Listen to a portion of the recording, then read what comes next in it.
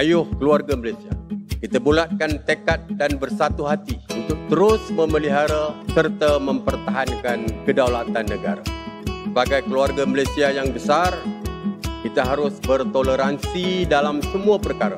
Hormat menghormati serta mengekalkan perpaduan rakyat yang berbilang kaum, agama dan bangsa serta integrasi nasional silang budaya adalah tunjang kekuatan kita sebagai sebuah negara bangsa yang berjaya. Umpama selembar benang dikait, ditenun dan dijalin, akhirnya menjadi kain yang sempurna indah.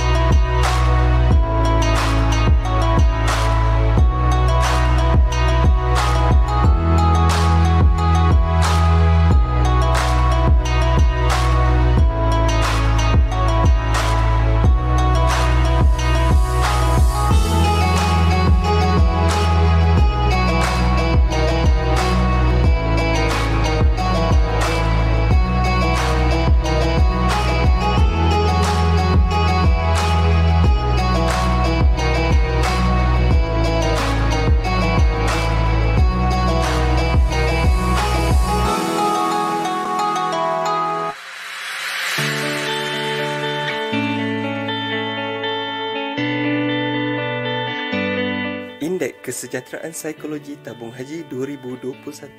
Objektif utama dalam kajian ini mengukur tahap kesejahteraan psikologi warga tabung haji, indikator kepada keberkesanan inisiatif yang telah dilaksanakan, asas dalam pelaksanaan program pembangunan, pencegahan dan intervensi. Keputusan Indeks Kesejahteraan Psikologi Warga Tabung Haji 2021 adalah meningkat berbanding kajian pada tahun 2019. Keputusan Indeks Warga Tabung Haji pada tahun 2019 adalah 7.25, manakala pada tahun 2021 adalah 7.63 pada skala sederhana. Peningkatan indeks sebanyak 5% walaupun ketika dunia mengalami krisis COVID-19. Bersama kajian ini, terdapat dua lagi kajian iaitu ujian saringan minda sihat dan kajian impak pandemik. 6.46% menunjukkan tahap kebimbangan yang teruk. 32% terkesan kehidupan seharian berpunca daripada COVID-19. Secara keseluruhannya, indeks komposit kesejahteraan psikologi warga tabung haji meningkat. Pandemik COVID-19 mempengaruhi tahap kebimbangan dan kehidupan seharian warga tabung haji. Bagi memastikan keputusan indeks kesejahteraan psikologi warga tabung haji terus kekal dan bertambah baik pada masa akan datang, sambutan bulan kaunseling diadakan untuk memberi pendedahan dan kesedaran tentang kepentingan kesihatan mental psikologi di dalam kehidupan seharian. Ianya menjadi lebih penting dengan cabaran COVID-19 yang dihadapi sejak tahun lepas. Situasi pandemik COVID-19 di seluruh dunia memberikan impak yang amat besar pada kesihatan mental setiap individu dan masyarakat di Malaysia. Pertubuhan Kesihatan Sedunia WHO melaporkan di seluruh dunia terdapat lebih 703,000 kes kematian membunuh diri setiap tahun, dengan purata satu kejadian bunuh diri setiap 40 saat. Sebanyak 638 kes bunuh diri dilaporkan berlaku di Malaysia antara Januari hingga Julai tahun 2021, iaitu peningkatan 143% berbanding tempoh sama tahun lalu. Kita perlu bersama membantu untuk menangani dan mengambil tahu langkah yang sepatutnya. Anda boleh mendapatkan maklumat dan pengetahuan sepanjang sambutan bulan kaunseling tabung haji 2021. Jom! Aktiviti-aktiviti bulan kaunseling tabung haji pada tahun ini adalah Apa Kata Pakar, Talkathon, Cik-Cik Career Booster, Tausiah.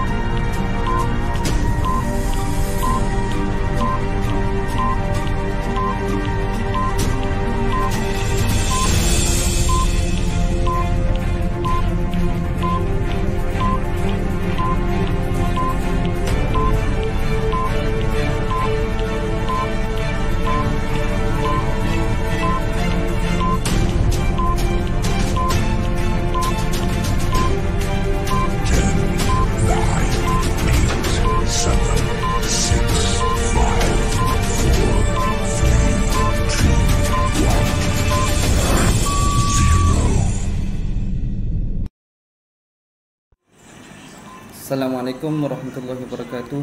Alhamdulillahirabbil alamin.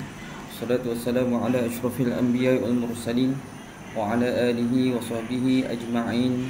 Qala rabbi shrah li sadri wa yassir li amri wahlul 'uqdatam min lisani yafqahu qawli. Rabbi yassir wa la tu'assir ya karim. Subhanaka la 'ilma lana illa ma 'allamtana innaka antal alimul hakim. Wa la haula wa la quwwata illa billahil aliyyil azim. Ada baiknya kita mulakan sesi pada petang ini dengan Ummul Furqan Al-Fatihah.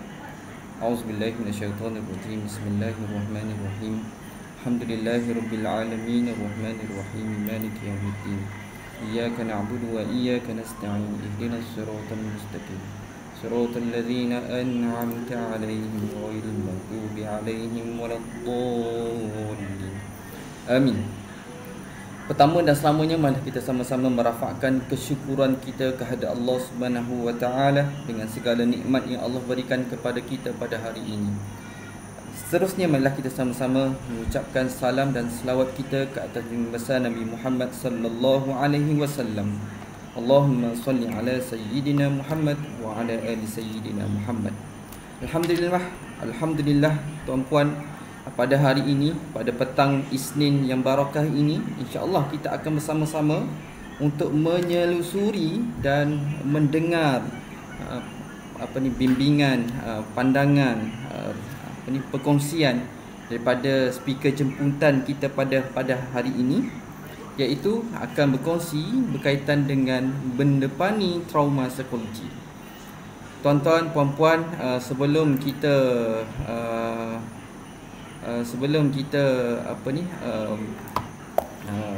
berkongsi berkaitan dengan sebelum saya jemput doktor sekali bersama dengan kita pada petang ini, saya suka untuk berkongsi kepada tuan-puan berkaitan dengan program-program yang kita anjurkan sepanjang pada bulan kaunseling tabung haji pada tahun ini. Sebelum saya sebutkan program-program yang telah kita laksanakan, suka untuk saya kongsikan, dan juga mungkin tuan-puan telah pun mengetahui objektif kepada penganjuran sambutan bulan kaunseling pada tahun ini. Objektif kepada bulan kaunseling pada tahun ini adalah, yang utamanya adalah untuk meningkatkan kesedaran dan pengetahuan berkaitan penjagaan kesihatan mental dan fizikal ke arah melahirkan warga kerja yang mempunyai kesejahteraan psikologi yang baik.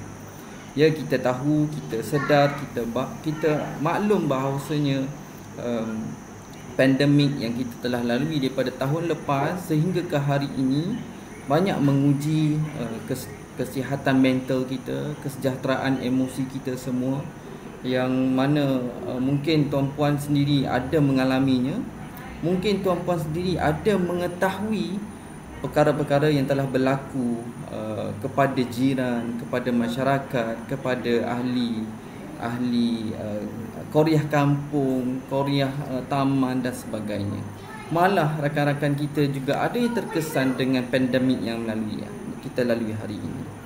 Dan perkara-perkara tersebut, tuan-puan, sebenarnya telah memberi satu tanda kepada pemikiran kita. Apa-apa sekalipun yang berlaku pada diri kita akan memberi tanda dalam pemikiran diri kita sendiri. Dan saya kira tajuk pada petang ini sangat-sangat penting untuk kita lihat, sama-sama penting untuk kita sama-sama mendengar bagaimana untuk kita mendepani trauma. Iaitu trauma, okey tuan-tuan. Trauma ni satu perkara yang sangat-sangat penting untuk kita hadapi, untuk dia tidak memberi kesan yang negatif pada kehidupan kita. Saya dimaklumkan oleh doktor, doktor ada kes sebentar. It's okay, kita mungkin tuan-puan boleh kongsikan di ruangan chat. Hari ini kita bersiaran di YouTube channel Thriving Careers. Kita tidak ke MS Team. Mungkin tuan-puan pun maklum dengan pelaksanaan kita pada hari ini melalui YouTube channel. Tuan-puan boleh kongsikan tuan-puan berada di pada mana. suara saya clear ke? Kalau tak clear boleh bagi tahu, boleh kongsikan. Saya lihat di sini, alhamdulillah. Bukan selection. Okey, suara saya clear tak? Tuan-puan bersiaran daripada mana? Mendengar sesi live pada petang ini daripada mana? Boleh share kan? Boleh maklumkan di ruangan komen. Dan sementara kita menunggu doktor bersedia, mungkin tuan-puan boleh sharekan live pada petang ini kepada rakan-rakan rakan-rakan di pejabat dan juga ia terbuka juga pada rakan-rakan kenalan tuan-puan yang sesuai untuk mendengar perkongsian pada petang ini. Alhamdulillah, di sini ada di ruangan chat Puan Hajah Mahizan, suara tuan clear. Terima kasih Kak Mai. Rakan-rakan yang lain ada boleh memberi respon di ruangan chat. Moga-moga kita pastikan isu-isu teknikal tidak mengganggu sesi kita pada petang ini. Okey, boleh sama-sama bagi komentar. Okey. Hajar Aisyah Karim, clear daripada Batang Kali ataupun clear daripada Ibu Pejabat. Okey. Okey, saya lihat di situ doktor belum lagi bersedia. InsyaAllah kita boleh saya juga suka untuk saya sampaikan insya-Allah pada minggu ini kita ada lagi program-program yang berbaki bagi sambutan bulan Kaunseling ini. Alhamdulillah, insya-Allah kita juga akan bersama dengan yang bahagia Profesor Dr. Datuk Izzah Arif yang akan berkongsi berkaitan dengan cara pengurusan stres mengikut Rasulullah sallallahu alaihi wasallam sempena. Pada minggu ini kita akan menyambut Maulidur Rasul. InsyaAllah kita akan bersama mendengar tausiah daripada yang bagi Datuk Doktor. Dan juga pada program-program yang berbaki sepanjang bulan sambutan kaunseling ini, banyak lagi program-program yang saya kira sangat-sangat penting, sangat-sangat bermanfaat untuk kita sama-sama memanfaatkan. Okey, alhamdulillah Hajah Mazian Kuching, alhamdulillah terbaik, clear sangat, alhamdulillah. Boleh Hajah sampaikan kepada rakan-rakan seluruh negeri Sarawak, kalau boleh sampai ke Sabah Sarawak tu, alhamdulillah. Okey, saya kira doktor juga telah bersedia di kerusinya. Okey, sebelum saya menjemput yang bagi doktor, suka untuk saya perkenalkan sedikitlah berkaitan dengan doktor. Okey, doktor merupakan ibu kepada 2 orang anak dan berkelulusan ijazah sarjana muda daripada The University of Manchester, United Kingdom pada tahun 2006 dan sarjana perubatan psikiatri daripada USM pada tahun 2017. Sekarang ini berkhidmat di Jabatan Psikiatri semenjak daripada tahun 2009 lagi dan telah berada di beberapa hospital di Malaysia, iaitu seperti Hospital Raja Perempuan Zainab II Kota Baru. Pernah di Kota Baru ya doktor? Kelantan. Saya pun Kelantan. Dan Hospital Pulau Pinang, dan sekarang ini berkhidmat sebagai pakar dan ketua Jabatan Psikiatri dan Kesihatan Mental Hospital Kulin sejak 2018. Okey, kalau melihat kepada biodata doktor ini, doktor juga adalah penggerak kepada laman Minda. Tuan-puan boleh follow di Facebook laman Minda. Saya kira di situ banyak perkongsian-perkongsian daripada pakar-pakar berkaitan dengan kesihatan mental. Okey, tanpa melengahkan masa, saya dengan ini mempersilakan Yang Berhormat Doktor untuk bersama-sama dengan kita pada petang ini. Assalamualaikum Doktor. Waalaikumsalam warahmatullahi wabarakatuh. Terima kasih Haji Hanif atas sambutan. Okey, terima kasih banyak Doktor dengan komitmen yang telah diberikan Doktor ni. Saya kira pada petang ni pun masih ada klien yang berjumpa dengan Doktor. So itulah, agak-agak sibuk ya Doktor. Sangat sibuk sebenarnya. Itulah saya kena minta maaf awal-awal dengan pihak tabung haji sebab hari ni saya seorang sahaja di jabatan dan mungkin akan ada interruption lah. Atas kes-kes yang yang perlukan perhatian saya mohon maaf, mungkin akan ada interruption dalam 5-10 minit, lepas tu saya akan sambung balik lah. Harap pihak tabung haji okey lah dengan benda tu. It's okay kan dah rancang elok dah, tapi itulah kan kita rancang, Allah pun rancang, He knows the best lah. Amin insyaAllah.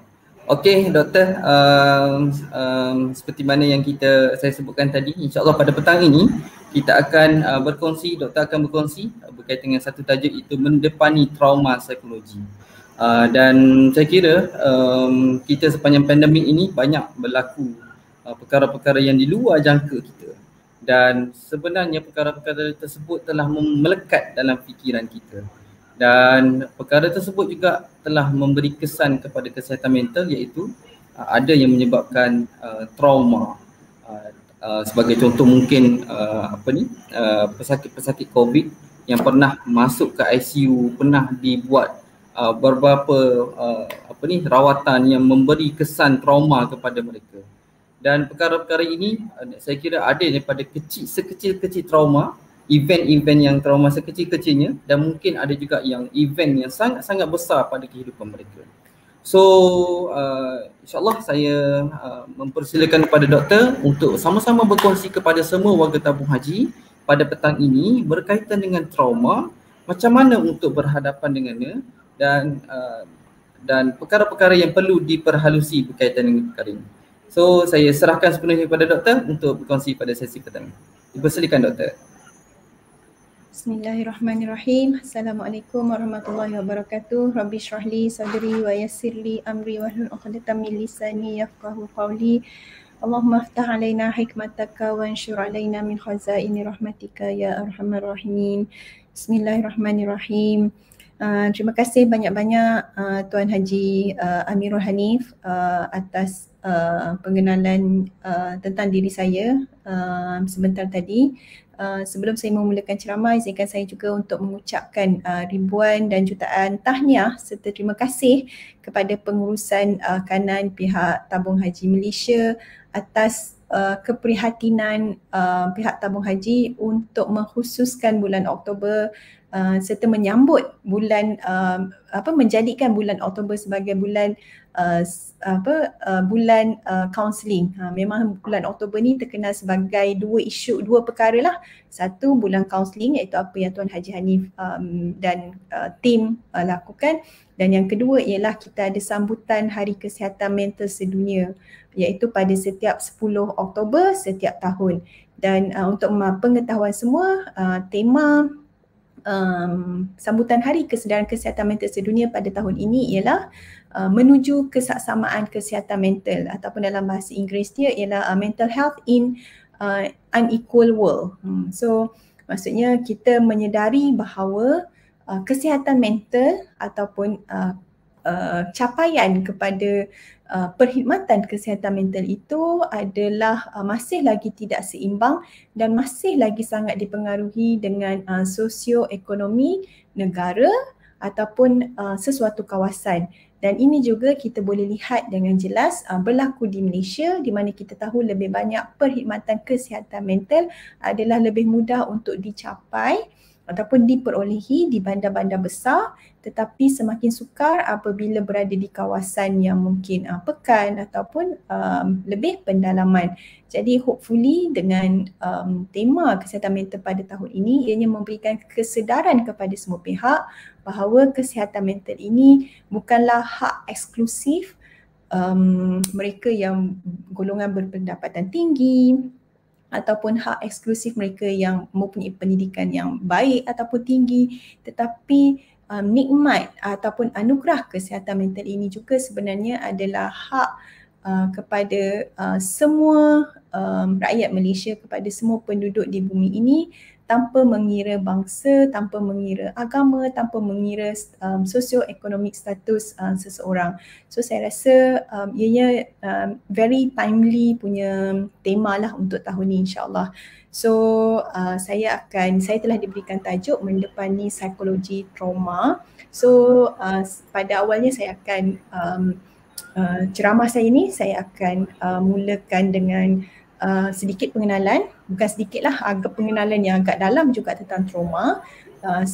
kemudian kita akan pergi kepada perbincangan ataupun mungkin ada persoalan-persoalan terutamanya trauma semasa pandemik, dan seterusnya kita akan pergi kepada rawatan, dan kalau ada masa kita akan specifically rawatan yang macam mana yang kita boleh buat untuk diri kita sendiri dan juga untuk mungkin orang keliling kita ataupun ahli keluarga kita yang mungkin mengalami simptom-simptom trauma.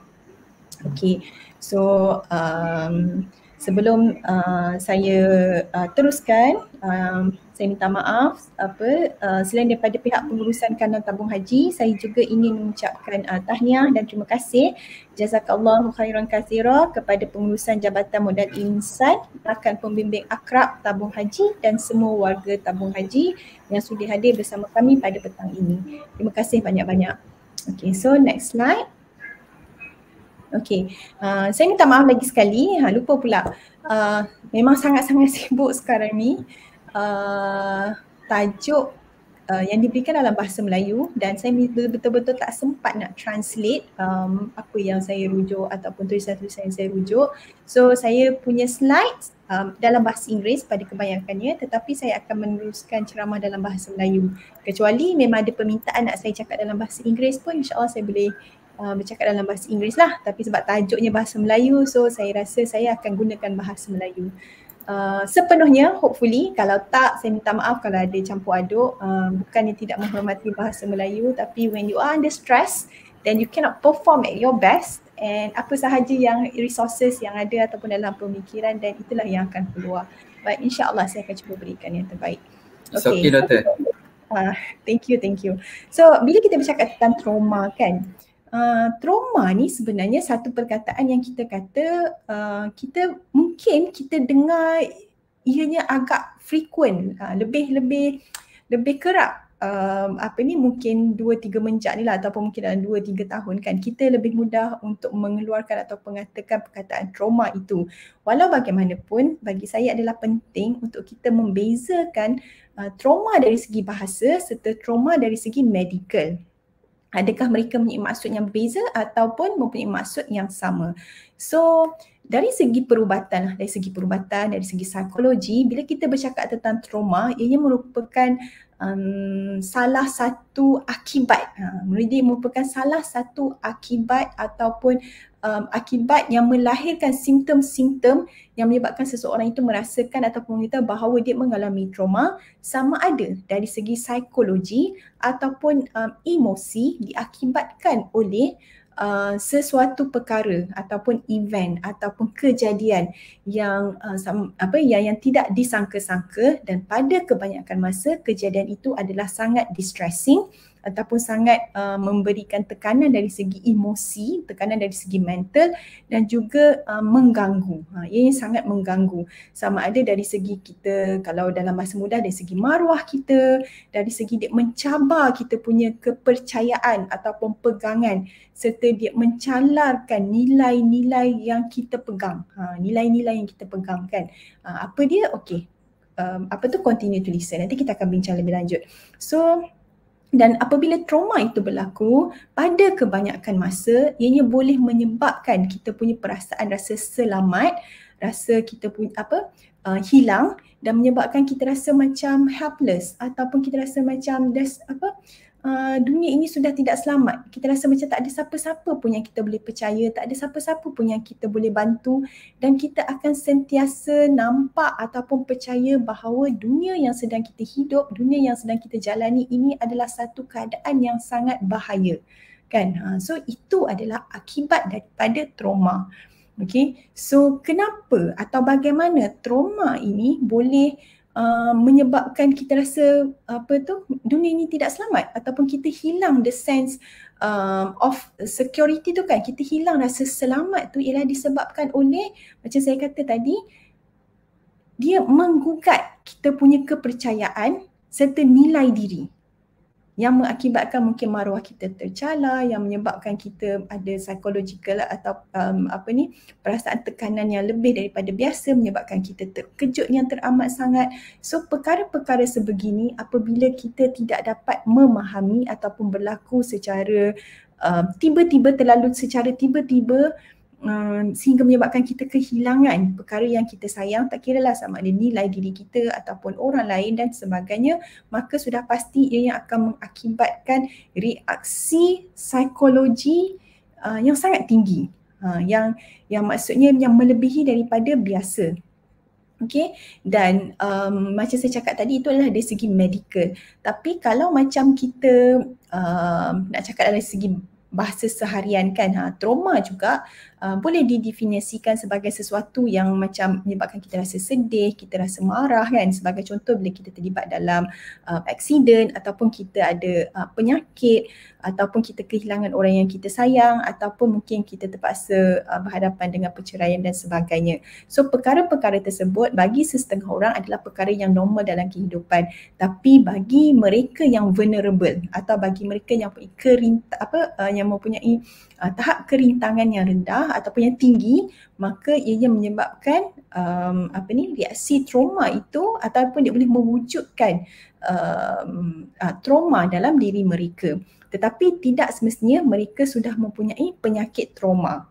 Okay, they experience the trauma. Mereka mengalami trauma tetapi belum tentu itu adalah penyakit-penyakit mental. Okay, so macam yang saya cakap tadi, itu adalah yang normal lah, maksudnya yang mungkin tahap trauma yang ringan kan, yang ringan yang macam mungkin kita alami, ramai antara kita yang alami. Tapi ada juga yang hanya segolongan sahaja yang alami, dan mereka inilah yang selalunya akan mempunyai trauma yang berkemungkinan besar telah mengganggu kesihatan mental mereka secara berterusan sehingga menyebabkan mereka mendapat penyakit-penyakit mental yang melibatkan trauma seperti anxiety, seperti PTSD ataupun post traumatic stress disorder dan sebagainya kan. So dan selalunya yang lebih serius, kes-kes yang lebih serius akan melibatkan perkara-perkara yang lebih besar lah. So sebagai contoh peperangan kan, peperangan. So kalau sebenarnya kita tahu UNICEF sebenarnya bila menjalankan kajian di kalangan kanak-kanak dan remaja yang terlibat dalam peperangan seperti di Syria ataupun di kamp-kamp pelarian, memang mereka mendapati bahawa peratusan kanak-kanak dan remaja yang mengalami trauma diakibatkan oleh peperangan adalah sangat-sangat tinggi, tetapi pertolongan atau bantuan itu adalah sangat-sangat sedikit. Dan begitu juga contoh kalau seseorang itu pernah mengalami kejadian pernah dicabul ataupun dirogol kan, ianya satu kejadian yang sangat mungkin stigmatized by masyarakat kan, mangsa yang perlu disalahkan, sedangkan itu bukan kesalahan mangsa. Dia mencela maruah diri, dia menyebabkan kita menilai semula nilai diri kita. So semua perkara ini memang boleh menyebabkan trauma. Malahan kalau kita semak balik, kadang-kadang mungkin di antara kita sekarang ni pernah mengalami trauma semasa kecil. Sebagai contoh, penderaan dari segi fizikal kan, penderaan dari segi mental, malahan ada juga yang memang saya jumpa di klinik, penderaan dari segi seksual yang mereka tidak pernah dapat luahkan ataupun fahami ataupun mendapat keadilan atas trauma yang telah mereka alami. Saya teringat satu cerita.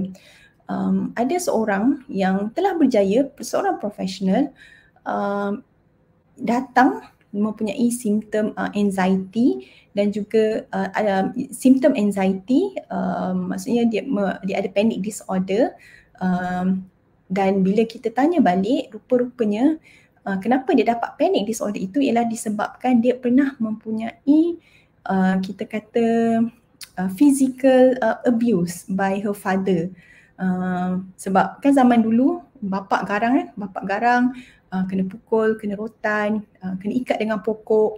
Mungkin bagi setengah orang untuk zaman dulu benda tu macam sesuatu yang agak normal kan. Tetapi bila dia menjadi seorang profesional, bila dia faham tentang apakah definisi abuse ataupun penderaan fizikal, penderaan dari segi mental kan, kena torture, kau ni bodoh, tak pandai, anak tak guna kan. Kalau anak-anak kita dengar hari-hari kan, which is sometimes memang benda tu memang berlaku, even nowadays pun benda-benda tu sebenarnya boleh menyebabkan trauma. So benda-benda macam ni memang berlaku dalam masyarakat dan akibat dia dan mereka mengalaminya 10 atau 20 tahun yang lepas, tetapi simptom tu boleh ada pada masa sekarang disebabkan mereka telah mempunyai kesedaran dan baru diorang realise, oh sebenarnya saya memang pernah didera. Sebenarnya saya pernah ada sexual abuse. Saya pernah being molested kan, ataupun dicabul. So benda-benda macam tu kita memang banyak jumpa di klinik. Bukan kejadian sekarang tetapi kejadian daripada masa lampau. Dan kadang-kadang malangnya perkara ini boleh menggugat segala perhubungan yang mereka telah bina selama ini, termasuklah hubungan suami isteri. Okay. So next slide. Kalau ada apa-apa soalan, saya rasa boleh je nak tanya terus ataupun bergantung kepada Tuan Haji Hamid lah, how you want to go about the talk. Okay. So boleh Tuan. Doktor, yang kita open juga kepada peserta, penonton untuk memberi persoalan di ruangan chat. InsyaAllah bila masa yang sesuai nanti kita akan showkan soalan tuan-puan. Doktor ya? Okay, no problem, no problem. Just let me know. I'm open to anything. Okay, thank you Doktor. Okay. So, apakah penyebab trauma? Sebagaimana yang saya dah bagi contoh kan, kadang-kadang trauma ni boleh disebabkan oleh satu je insiden. Contoh accident, injury. Injury ni macam kecederaan kan, macam yang saya pernah jumpa. Dia bukan engineer, pembantu engineer ke macam tu lah, tapi kerja dia ialah macam cek bangunan yang sedang dibina kan. Tiba-tiba Allah nak uji, dia memang jatuh daripada bangunan berapa tingkat lah. So dia memang mengalami patah kaki. Patah kaki ada something else juga, mungkin patah kaki dan macam ada tangan dia macam retak dan sebagainya lah. So mengambil proses kesembuhan itu mengambil berbulan-bulan. Walau bagaimanapun dia ingat dia okey, dia tak tahu apa dia ada trauma, sampailah bila dia nak kerja balik, bila dia nak panjat balik bangunan tu, dia dapat panic attack, dia dapat flashback. Dia dah seolah-olah macam ada video, ada filem yang dekat depan mata dia tu yang memutarkan balik hari kejadian dia jatuh dan bagaimana dia jatuh. So sejak daripada tu dia memang tak boleh nak pergi bekerja dan sebagainya, sehinggalah dia dirujuk kepada Jabatan Psikiatri untuk rawatan lanjut. So even benda-benda macam tu pun yes can create trauma kan. Kenapa? Sebab dia menyebabkan seseorang itu mengalami satu sakit dan kecederaan di tempat kerja, dan yang kedua sepanjang 6 bulan tidak bekerja itu kepada kebanyakan masa kita akan mula terfikirkan perkara-perkara apalah yang aku buat sekarang ni, apalah dosa aku, kenapa aku diuji macam ni dan sebagainya kan. So benda-benda macam tu memang boleh trigger trauma. Yang kedua ialah violent attack kan. So violent attack. Yang ini terus terang cakap masa kejadian selepas 11 September kan, 11 September di US, masa tu saya masih lagi di UK. Sebelum ni saya tak pernah rasa saya being stigmatized kan. Macam bila kita dekat UK kita pakai tudung, kita ada baju kita. Kadang-kadang pada kebanyakan masa saya memang masih lagi macam pakai blouse daripada Malaysia, tapi kita ada yang baju tebal dan sebagainya lah kan. Tapi selepas daripada 11 September saya memang being stigmatized dan mengalami beberapa serangan fizikal daripada kanak-kanak di sana dan juga daripada orang dewasa. Walaupun pada masa tu saya sebenarnya dalam perjalanan untuk ke hospital, menjalankan attachment dan sebagainya. Contoh yang saya ingat ialah bila kita duduk dalam bas kan, bila budak-budak tu nak turun, diorang tarik tudung saya ke belakang. Memang dengan kepala-kepala kita tertarik kan. So bila nak naik bas tu, sekali naik bas tu memang akan jadi macam jadi takut kan, dan kita pun akan rasa macam okey nak pakai tudung macam mana yang lebih selamat, nak kena pakai 2 layer ke macam mana ke kan. So dan sebab tu malangnya ada juga di kalangan sahabat-sahabat saya yang macam disebabkan oleh perkara tersebut membuat keputusan untuk buka tudung kan. So itu akibat trauma lah kan. So sebab takut, memang takut. Sebab kita berada di negara asing kan. Dan saya juga pernah diludah kan, bila kita duduk dalam bas tu, bila diorang nak turun, diorang ludah ramai-ramai dekat sebelah. So benda-benda macam ni memang boleh menyebabkan ketakutan. Okay? Dan ia adalah real. Sebab tu saya kata kadang-kadang kita tak sedar kita mengalami trauma sebab kita selalu cakap dengan diri kita I have to be strong kan. Takkanlah benda macam ni pun nak trauma dan sebagainya kan. Tapi kadang-kadang bila kita in denial, kita menafikan apa yang berlaku, benda tersebut boleh trigger simptom-simptom yang lain, terutamanya kalau kita ada risk factors yang lain. Okay, so itu adalah yang pertama.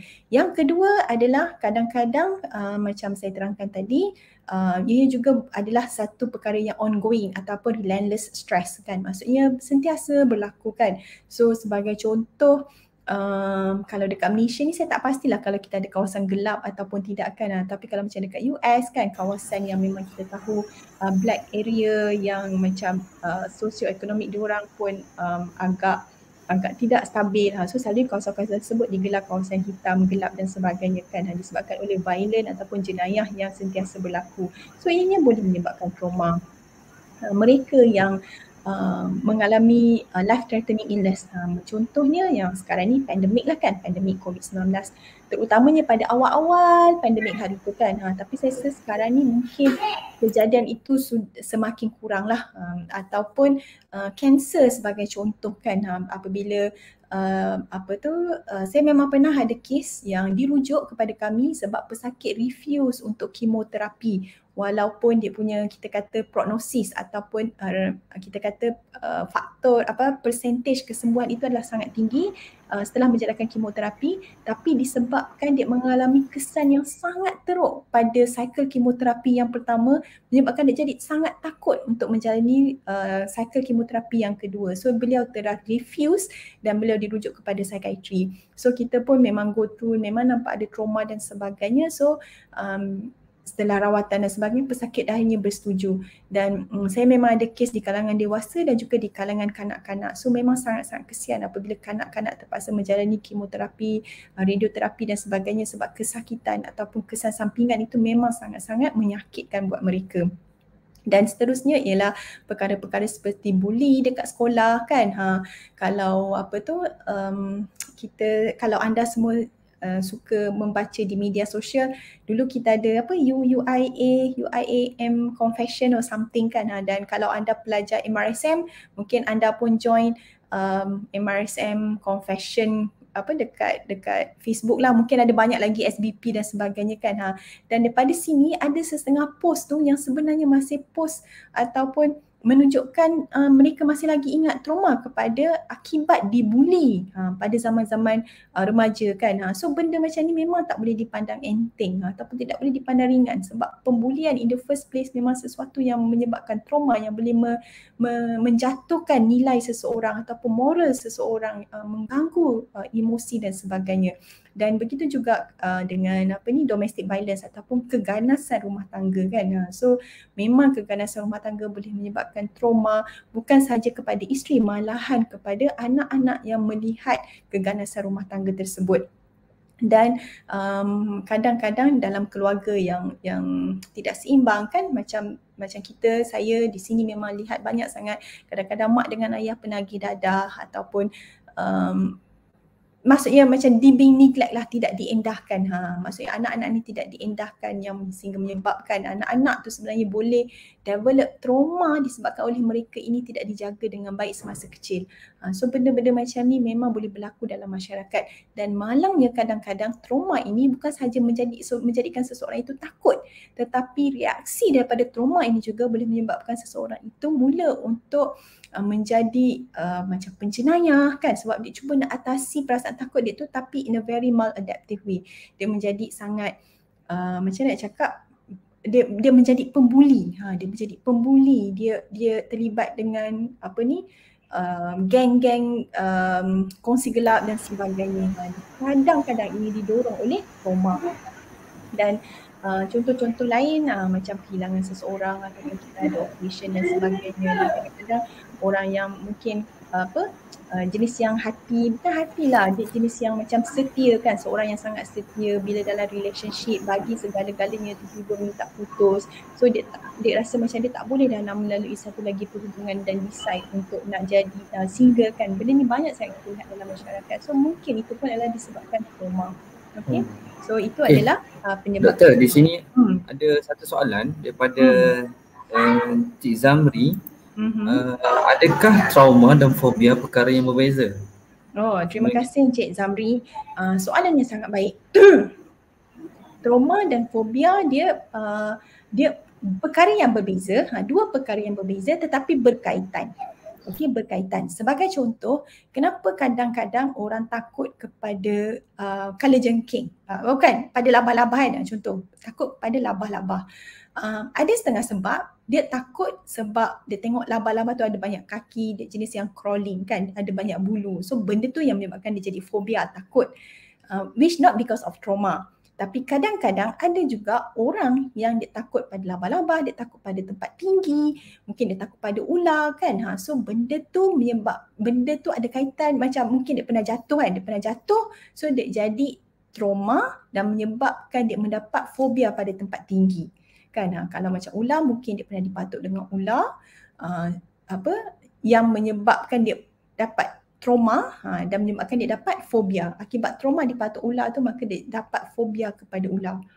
So dia tak sama tapi dia ada kaitan lah. So kalau kita, saya tak tahulah anda semua ni berapa umur, tahun ke apa dan sebagainya kan. Takut semuanya muda-muda, umur 20-an. So mungkin tak pernah dengar buku buku Shannon Ahmad yang sangat famous satu ketika dahulu, Ranjau Sepanjang Jalan.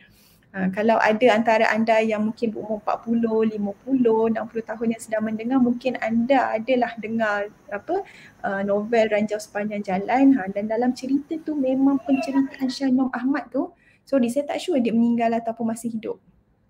Sama ada, saya tak ingat lah, sastrawan negara kan. Saya Allahyarham Shannon Ahmad, if I'm not mistaken lah.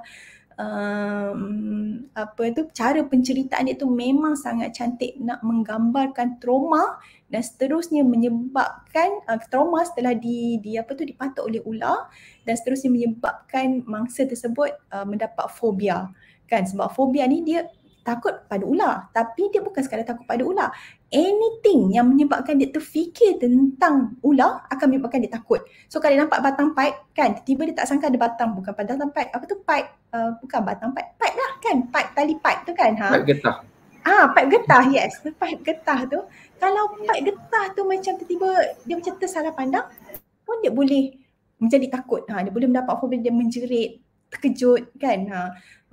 Apa lagi, anything lah yang mengingatkan dia, tengok gambar pun menyebabkan dia pulung-pulung menjerit. So semua tu adalah disebabkan oleh fobia. So harap dapat menjawab soalan Encik Zamri lah. Okay, so next slide. Okay, so apakah jenis-jenis trauma? Just a brief explanation lah kan, sebab mungkin ada orang macam tertanya-tanya kan, ramai je, bukan ramai lah, maksudnya ramai wanita yang pernah mengalami, yang pernah diperkosa, yang pernah dicabul.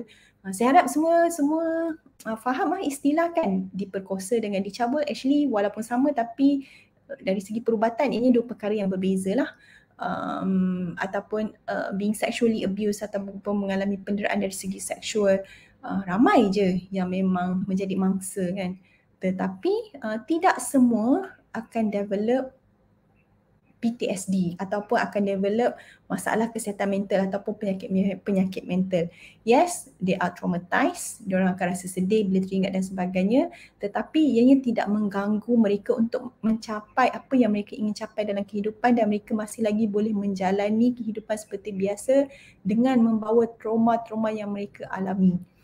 So itu banyak yang kita jumpa. Maksudnya mereka ini golongan yang kita panggil very resilient lah. Memang sangat-sangat resilient dengan perkara-perkara yang tidak disangka-sangka ini. Tetapi ada juga mereka yang mempunyai faktor-faktor risiko yang lain menyebabkan mereka lebih mudah untuk mendapat penyakit-penyakit psikiatri akibat trauma.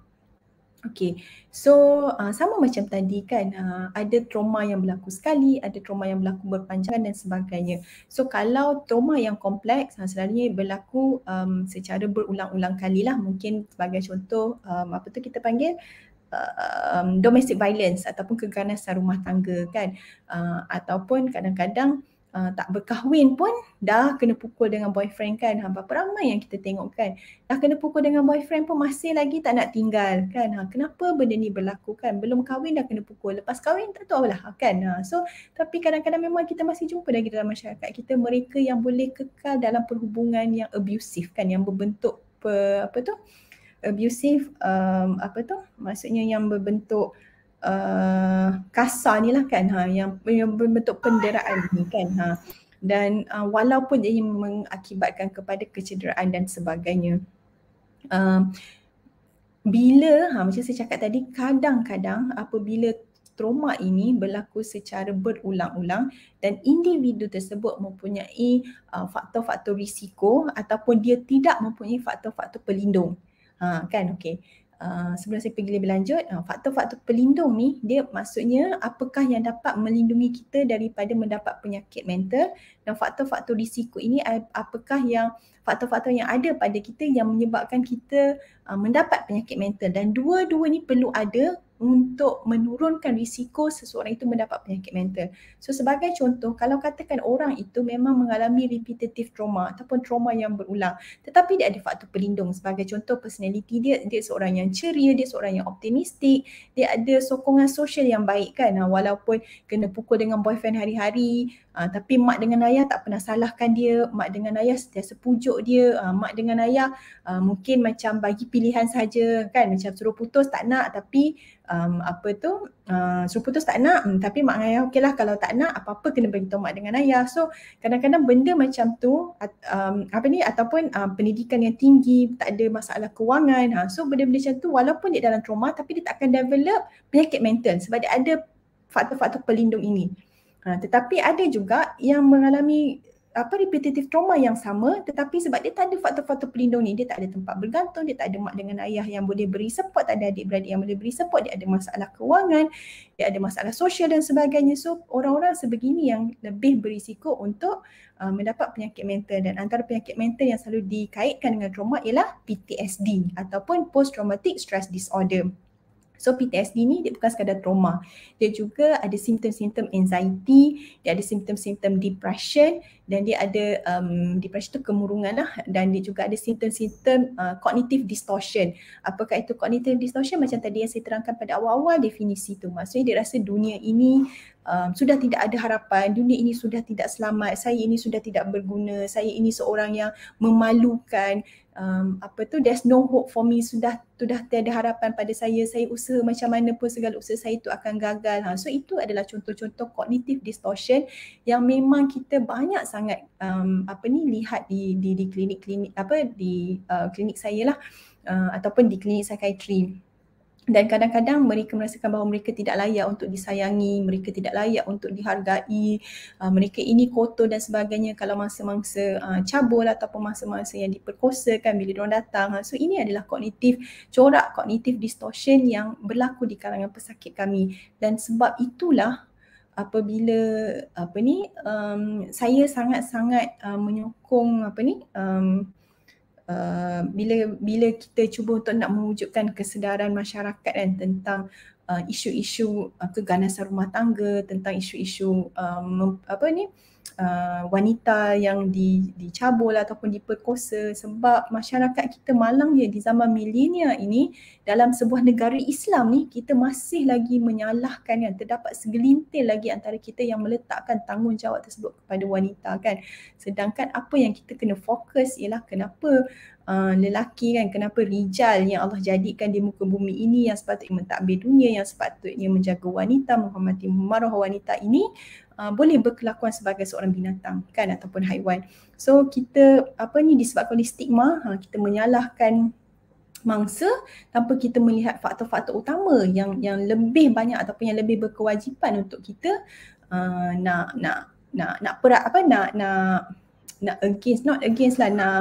bendung, untuk kita nak bendung.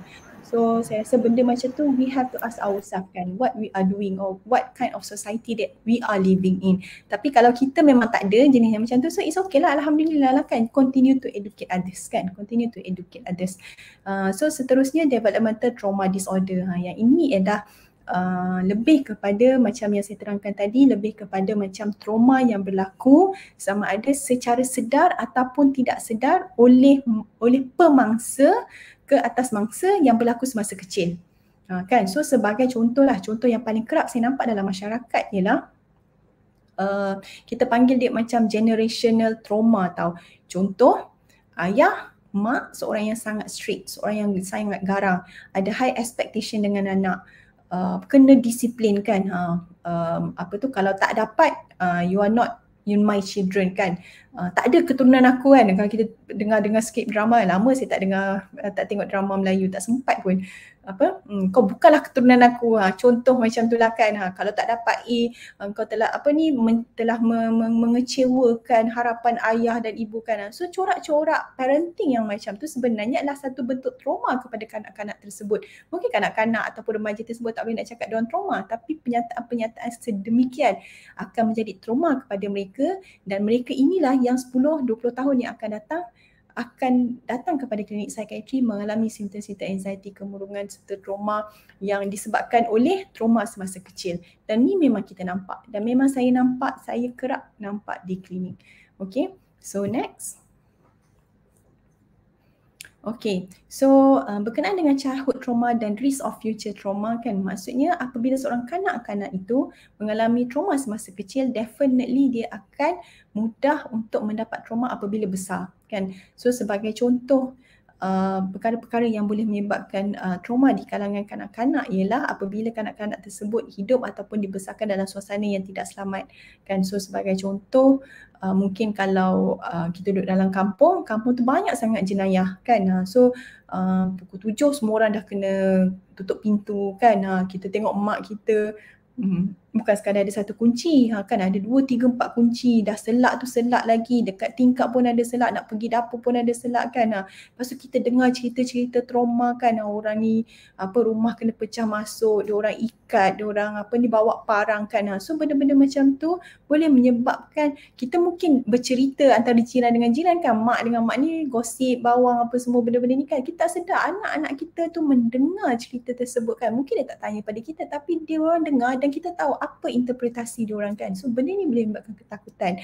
dan diorang rasa macam dunia ni memang tempat yang tidak selamat kan. Sebab budak-budak kan, diorang punya pemikiran ialah apa yang diorang dengar. So dunia ini memang tidak selamat, dan kesimpulan tu diorang kan is embedded tau, dia terukir dalam fikiran, dalam kotak pemikiran mereka.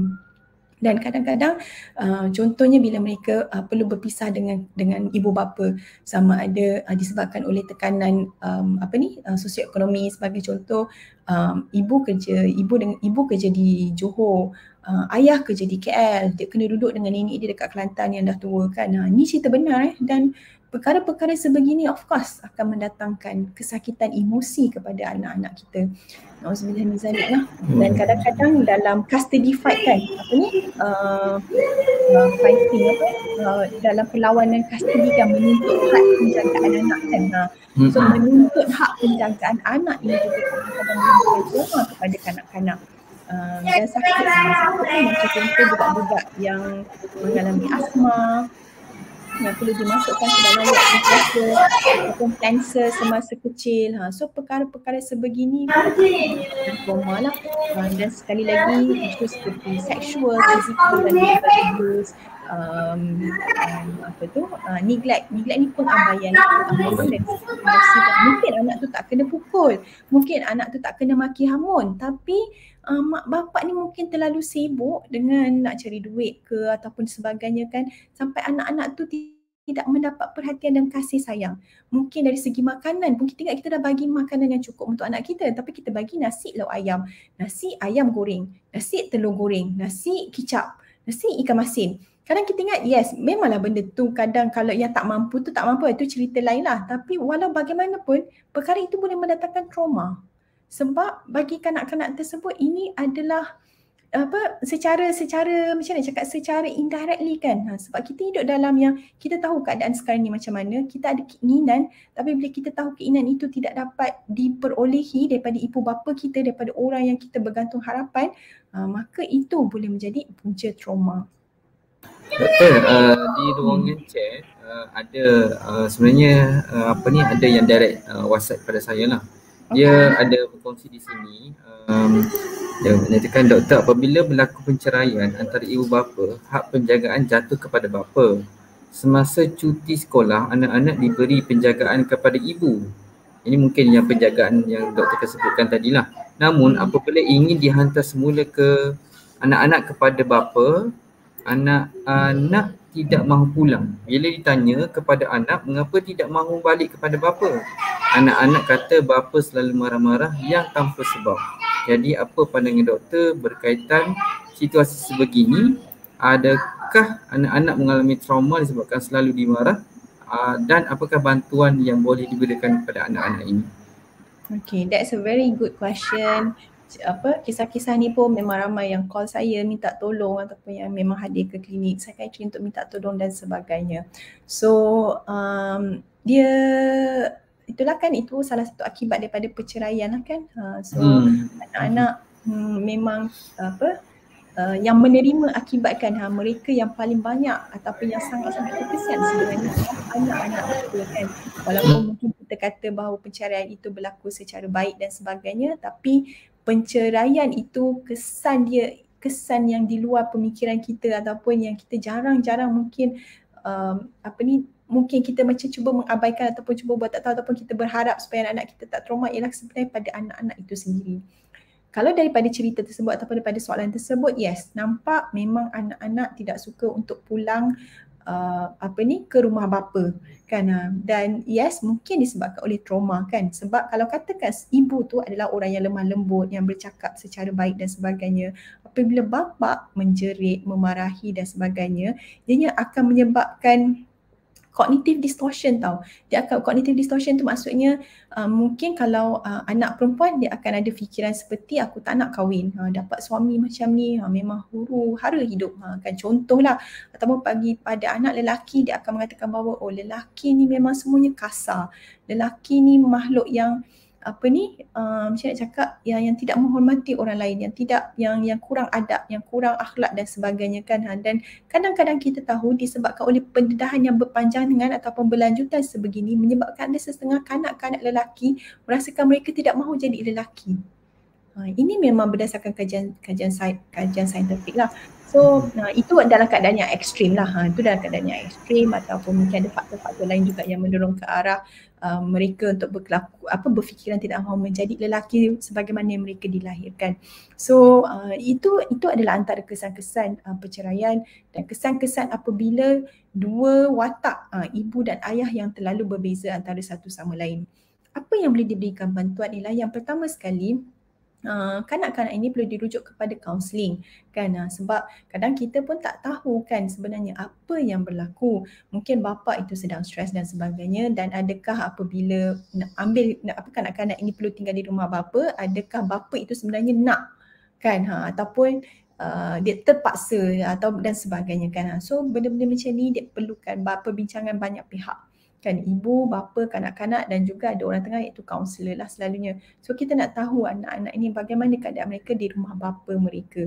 So kalau katakan sampai memang tak nak pulang ke rumah bapa dan mereka memang boleh menyatakan bahawa bapa selalu marah-marah, ianya mungkin boleh menyebabkan perasaan fobia dan trauma. Itulah fobia kan, kita takut. Tengok rumah bapa pun kita takut. Nak sekolah semester je, nak cuti je kita jadi takut. So itu dah menunjukkan ciri-ciri trauma lah. So pada pandangan saya, kalau memang betul benda ni berlaku, bawa jumpa kaunselor, bawa balik pergi mahkamah dan cuba settlekan dengan baik kan. Seboleh-bolehnya limitkan masa anak-anak ini dengan bapa. Bukanlah sampai kita tak nak bapa dia jumpa dan sebagainya kan, tapi mungkin limit, katakan cuti sekolah sebulan dan mungkin duduk rumah bapa sekadar 2-3 hari ataupun 2 hari, lepas tu balik rumah mak, lepas tu 2 hari balik rumah bapa. So benda-benda macam tu mungkin akan mengurangkan pendedahan mereka kepada suasana yang boleh menyebabkan trauma, yang boleh menyebabkan anxiety dan sebagainya. Okay, so symptoms of psychological trauma, ni yang saya rasa kita boleh belajar sedikit lah, dan kita boleh semak diri kita ataupun kawan kita ataupun mungkin suami, isteri ataupun anak-anak kita kan. Antara emotional dan psychological symptom ialah shock kan, rasa terkejut, masih lagi dalam denial ataupun tidak boleh nak percaya. Sebagai contoh, kadang-kadang bila, selalunya pasal kematian lah kan, bila tiba-tiba kita mendapat panggilan telefon ataupun ialah kan ada antara kita dapat panggilan telefon mengatakan bahawa isteri anda meninggal dalam perjalanan akibat aksiden dalam perjalanan ke tempat kerja, silalah hadir ke hospital kan. Kita macam betul ke isteri aku kerja? Kan, padahal kita dah tahu dah memang betul isteri kita kerja, ni kereta dia ini kan, tapi kita masih tanya betul ke? Takkanlah pagi tadi elok je, saya dah cek dah kereta isteri saya, semua okey, minyak semua cukup, takkanlah kan. So benda-benda macam tu memang selalunya antara perkara pertama yang macam terkejut, yang macam ya ke? Kita tertanya kan, kita tak boleh nak terima lagi. Tu kita kata reaksi psikologikal yang penting lah ataupun yang utama. Yang kedua, kadang-kadang dia boleh menyebabkan confusion. Confusion ni kadang-kadang up to the extent of selalunya lah yang saya dengar cerita yang saya boleh ambil daripada contoh-contoh di klinik saya, dia dah tahu dah suami dia meninggal kan, tapi dia boleh bangun masak lagi kopi kan, buat lagi kopi dekat suami dia, masih lagi macam iron baju suami nak pergi masjid kan, tapi bila anak tegur baru dia macam ayah dah tak ada, bapak dah tak ada, dan dia pun nangis kan. So kadang-kadang benda macam tu memang boleh wujud, dan kadang dia macam dia confused dari segi masa. Sebab dia tak boleh nak terima suami dia dah meninggal kan. So dia hanya ingat masa suami hidup. So kalau katakan suami dia meninggal tahun 2020, so dia akan ingat 2019. Dia akan macam dia tak boleh nak move on. So dia macam bila kita tanya tu, ni masih tahun 2019, umur dia pun tahu umur tahun 2019, Perdana Menteri pun Perdana Menteri yang 2019 dan sebagainya. So benda ni kadang-kadang memang kita jumpa di klinik ya. Dan kadang-kadang memang menyebabkan orang tu tak boleh nak fokus lah. Tak boleh nak fokus, maksudnya bila buat kerja macam tengah bercakap tiba-tiba dia terhenti kan, ataupun kita ingatkan dia tengah tengok TV tapi rupanya dia blank staring je dekat TV tu, tak tahu apa yang dalam pemikiran dia. Dan on the other side of trauma, macam saya cakap tadi kan, ada yang jenis trauma yang mengelak, yang terkejut, yang sebagainya, tapi ada juga yang dia menjadi lebih marah, cepat nak marah dan sebagainya. Ada yang mendapat anxiety, perasaan takut, ada yang berasa malu, menyalahkan diri sendiri, tak mahu jumpa dengan orang, rasa sedih yang berpanjangan sehingga kadang-kadang boleh menyebabkan mendapat major depressive disorder ataupun kemurungan major, dan mereka rasa dah senam kan, macam tak rasa apa-apa, ataupun mereka rasa disconnected ataupun terputus hubungan daripada dunia luar. Mereka just rasa macam mereka hidup seorang-seorang. Mungkin kadang-kadang mereka rasa roh mereka sahaja yang ada. Mereka tak rasa physically they are here, mereka cuma rasa roh sahaja yang ada. So benda macam ni pun kadang-kadang simptom-simptom macam ni pun memang boleh berlaku bagi mereka yang mengalami trauma.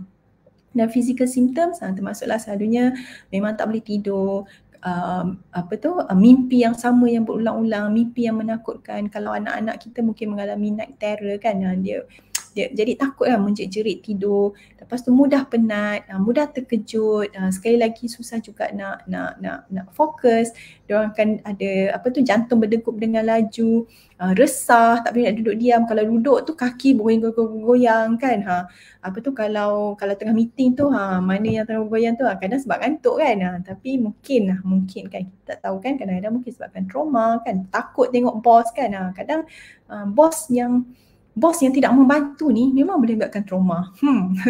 So reflect balik diri kita kan. Aches and pains, yes kan, trauma ni menyebabkan badan kita ni macam duduk tegang. Kalau kita duduk tu sakit kita punya leher kan, kita punya badan belakang. So kadang-kadang pun boleh menyebabkan oleh trauma ataupun anxiety yang berterusan ini.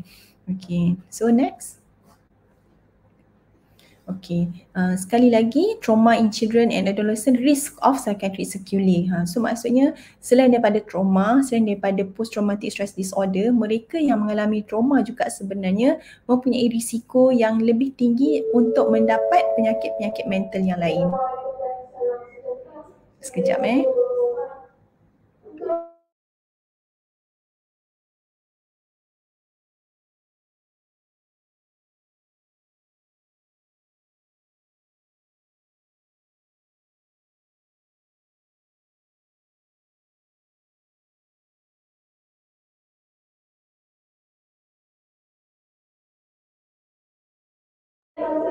Sorry, saya lupa nak bawa mic. So bila announcement dia bising, saya stop sekejap. It's okay, Doktor. Okey, di samping kita mendengar bagi ruang pada doktor, mana-mana penonton pada petang ini nak bertanyakan soalan, nak berkongsi pengalaman, dipersilakan. InsyaAllah doktor boleh memberi pandangan dan nasihat yang sesuai untuk kita dan mungkin untuk makluman kepada ahli masyarakat kita semua. Okey.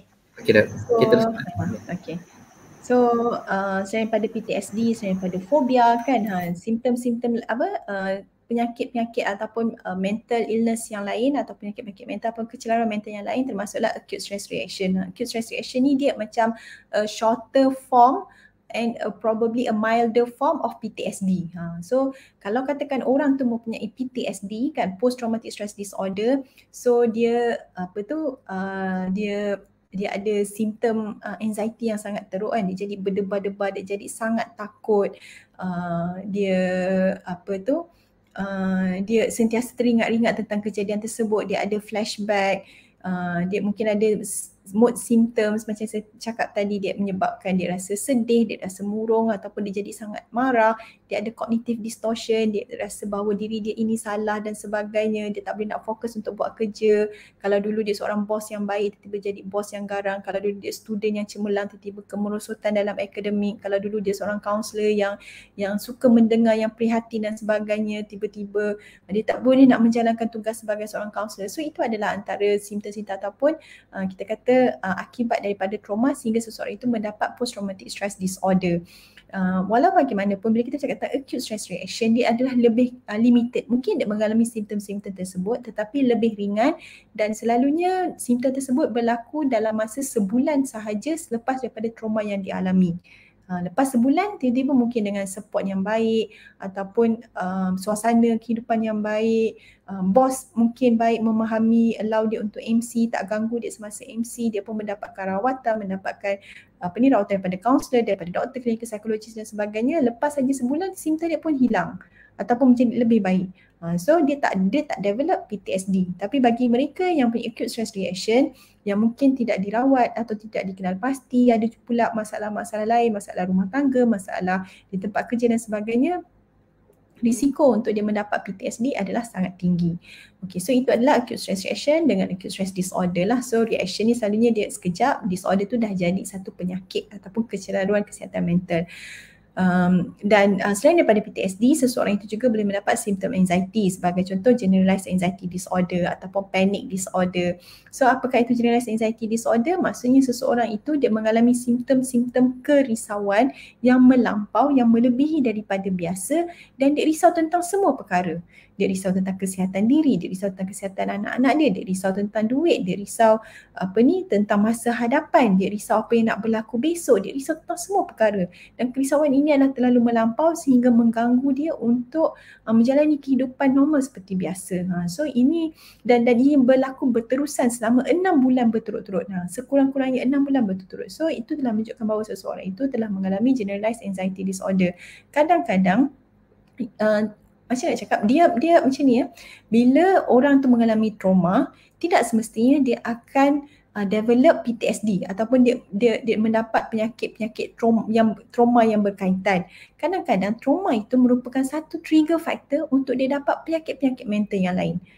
So macam generalized anxiety disorder kan, kalau tengok macam tak adalah ada kaitan sangat, contoh dia pernah accident dan sebagainya kan, tapi the accident tu trigger dia punya brain chemistry kan, tiba-tiba jadi tak stabil serotonin, dopamin dan sebagainya. So boleh menyebabkan seseorang itu mendapat generalized anxiety disorder.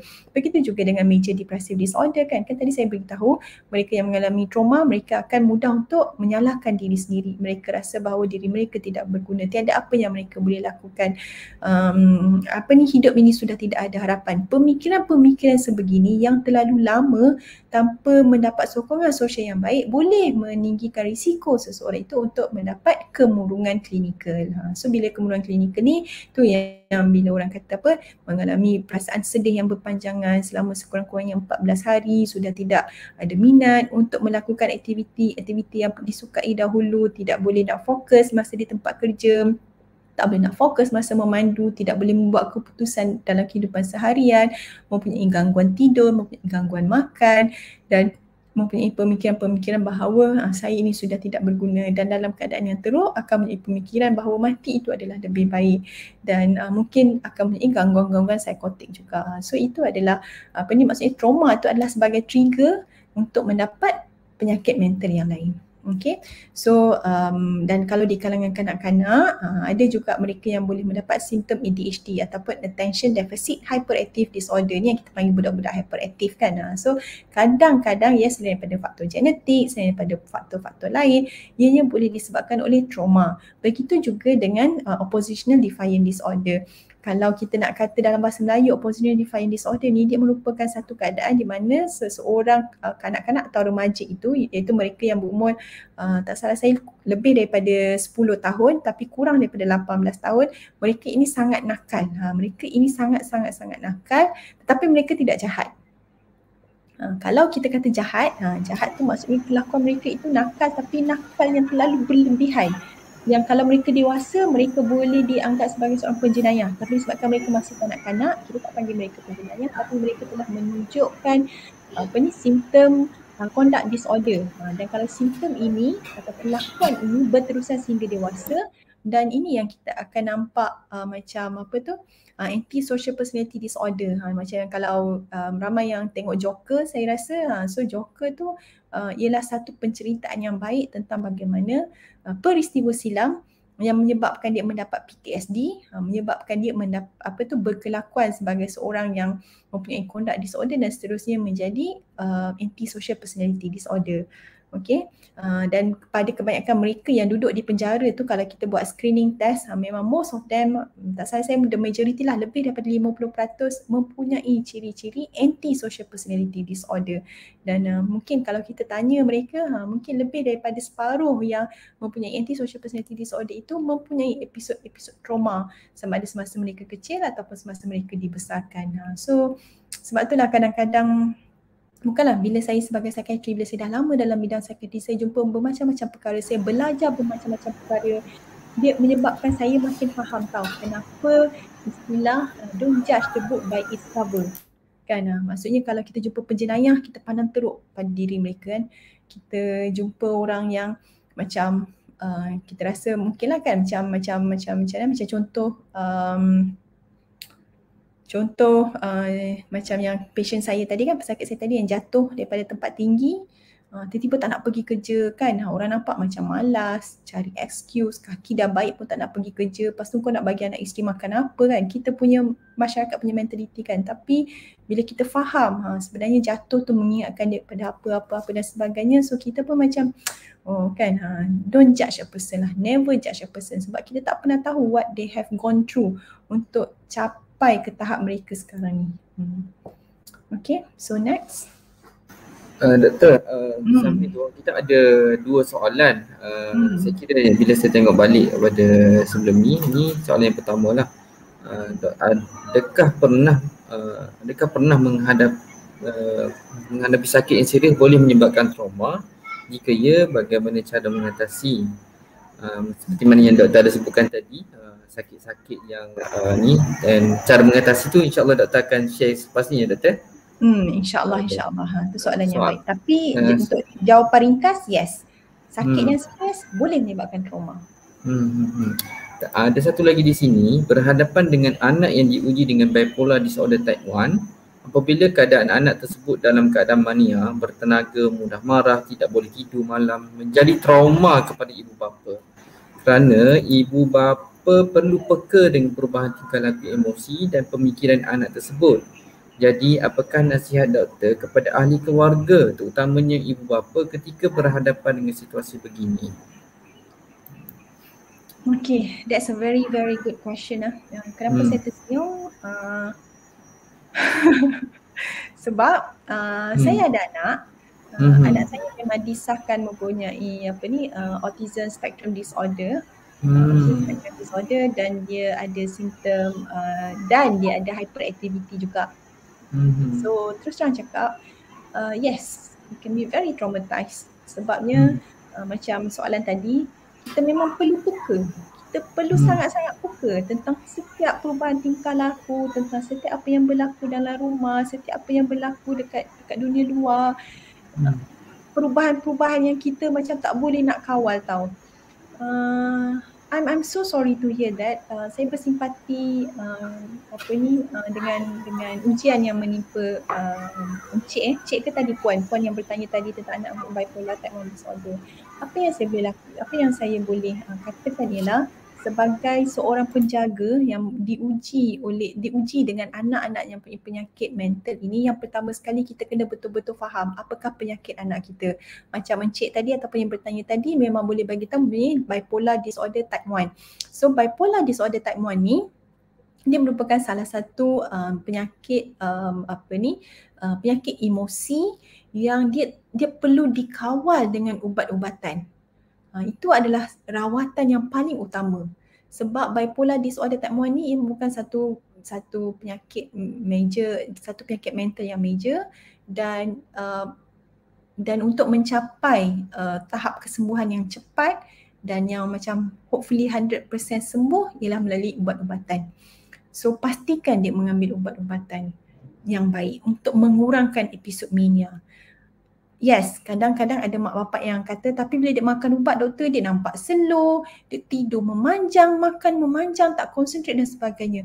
Kita ada macam-macam jenis ubat. Bincang dengan doktor anda. Yang paling utama ialah bincang dengan doktor anda.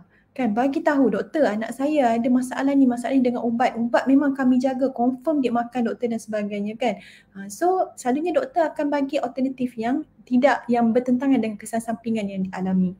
Itu yang pertama. Itu yang kedua. Yang pertama, fahami penyakit, baca. Yang kedua, pastikan ubat-ubatan. Yang ketiga, kalau ada peluang untuk psikoterapi sebagai contoh clinical psychologist kan, kadang dekat klinik kerajaan memang long waiting list, boleh try untuk nak cari di klinik-klinik swasta. Dan ramai dah clinical psychologist di klinik swasta kan. Cuba spend sikit duit untuk mereka mendapatkan rawatan dari segi psikoterapi. So benda ni pun kenapa saya cakap benda ni, sebab kita tahu punca trauma kita itu adalah daripada anak kita kan. So kalau anak kita ini boleh stabil, maka kesan trauma itu boleh hilang secara perlahan-lahan. Selagi anak kita ni tak stabil dari segi emosi, dari segi pemikiran dia, dari segi kelakuan dia, selagi itulah dia akan terus mengganggu ataupun memberi cabaran yang sangat besar dalam kehidupan kita sebagai ahli keluarga, sebagai ibu bapa kan. Itu adalah yang ketiga. Yang keempat, kita kena duduk muhasabah balik kan. Apa sebenarnya yang menyebabkan trauma? Kan, sebagai contoh macam saya adalah pakar psikiatri kan. Saya pakar psikiatri. Nak kata famous sangat tu, saya tak adalah famous macam Dr. Rostam ataupun Dr. Rozani Nizam. Saya rasa semua orang memang pernah dengar nama-nama ni kan. Ataupun Dr. Zul Azli. Ni antara orang yang sangat famous lah dalam psikiatri. Tapi saya tak adalah tak famous kan. So saya ambil benda tu. Saya tahu bila keluar kadang orang memang kenal dan sebagainya. Saya menulis di surat khabar, saya bercakap tentang ibu bapa dan sebagainya kan. Tapi saya ada anak autism yang saya sendiri pun tak dapat nak kawal. So bila saya muhasabah balik diri saya faham bahawa benda ni yang menyebabkan saya trauma. Sebab saya takut saya dimalukan oleh anak saya di public. Sebab dia akan mencabar kredibiliti saya sebagai seorang pakar psikiatri. So bila saya berjaya make peace with my inner fear kan, benda tu yang menakutkan saya faham bahawa this is not about me kan. Bila anak saya buat perangai, dia bukannya buat perangai untuk memalukan saya, tapi dia buat perangai disebabkan oleh autism dia.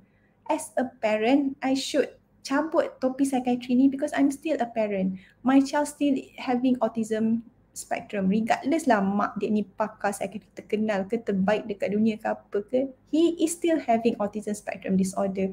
And he is going to live and behave like a person who has autism spectrum disorder. It has nothing to do with me as a parent. Kan, so bila kita dapat macam tu kan, maksudnya kalau anak kita macam tadi mungkin bila anak ada bipolar, dia mania, dia jadi irritable, dia marah-marah, dia bercakap banyak kan, benda tu kadang-kadang memalukan diri kita. Kita rasa benda tu memalukan diri kita sebab tu kita dapat trauma. Ataupun bila dia menjerit tu, dia menyebabkan kita rasa macam dapat sakit jantung kan, benda tu of course akan menyebabkan trauma. Tapi kalau kita duduk balik dan kita faham benda ni, kita akan rasa lebih berdamai. Kita akan nampak anak kita ni sakit. Bukannya sebab dia saja nak buat, bukan nak melukakan hati kita. Dia buat dalam keadaan dia tak sedar, tak boleh nak kawal diri. So benda-benda macam tu boleh memujuk hati kita dan hopefully dia boleh merawat trauma yang kita alami. Okay, so itu adalah antara perkara yang saya rasa saya boleh kongsikan dengan anda yang punya anak-anak yang diuji dengan perkara-perkara yang kita tak pernah sangka kan. Kalau dulu sebelum kahwin, konon-kononnya saya kahwin tak kenal suami saya kan, orang semua rancang-rancang, match-match dan sebagainya. So ingatkan sebelum kahwin, bila kita dah tanya soalan ada penyakit mental ke tak dalam keluarga, kita dah tanya genetik, illness, semua benda tengok okay macam clear, kita pun setuju untuk kahwin. Kita ingatkan perkahwinan kita ini adalah perfect kan. Sebab konon-kononnya being the best genetic of genetic kan. Tapi siapa sangka tiba Allah nak uji dengan anak yang ada autism. So saya rasa benda macam ni kita kena reflect, kita kena muhasabah. Dia boleh merawat lah trauma tu. Lepas tu yang kedua, saya tak pastilah benda ni sesuai ataupun tidak, tapi sebab saya bercakap dengan tabung haji dan mungkin dari sudut spiritual pun boleh membantu kan, spiritual boleh membantu. So apakah dari segi sudut spiritual tu, kita kena tengoklah. Kalau kita bercakap dari segi bipolar, so bipolar ni hidup dia kena teratur. Dia tak boleh hidup sesuka hati. Salah satu perawatan untuk bipolar ialah memastikan kehidupan dia teratur. Apa yang teratur? Tidur kena waktu yang sama, bangun tidur kena waktu yang sama, makan kena waktu yang sama, nak bermain kena waktu yang sama, belajar nak waktu yang sama. Dia memang kena ada kehidupan yang teratur. Sebab kehidupan yang teratur ini dia boleh reset balik dia punya biological clock dan dia boleh mengurangkan episod-episod bipolar dalam kehidupan dia.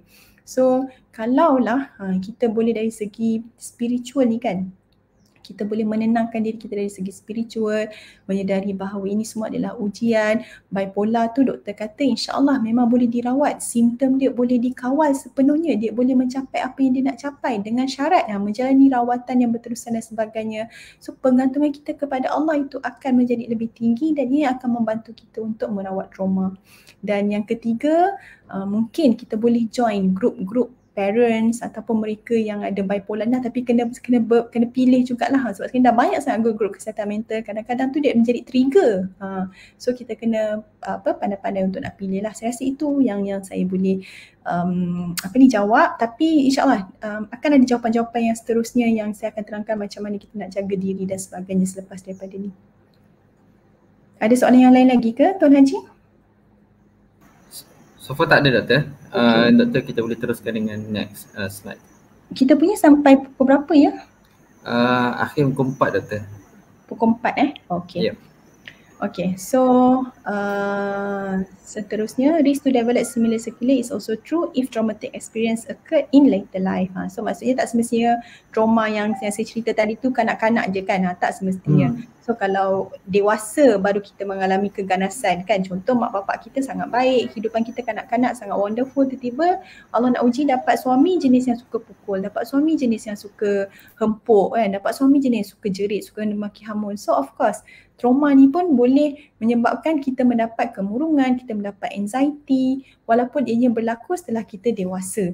Sebab tu kalau kita perasan lah sejak akhir-akhir ni, memang kita dalam mental health awareness kita selalu cakap bukannya apabila seseorang itu mempunyai penyakit mental, sebagai contoh mengalami trauma ataupun mempunyai post traumatic stress disorder, punya kemurungan, punya anxiety, bukanlah bermaksud anda itu seorang yang lemah kan, sebab orang yang kuat pun boleh mendapat post traumatic disorder, orang yang kuat pun boleh mendapat depression, orang yang kuat pun boleh mendapat anxiety.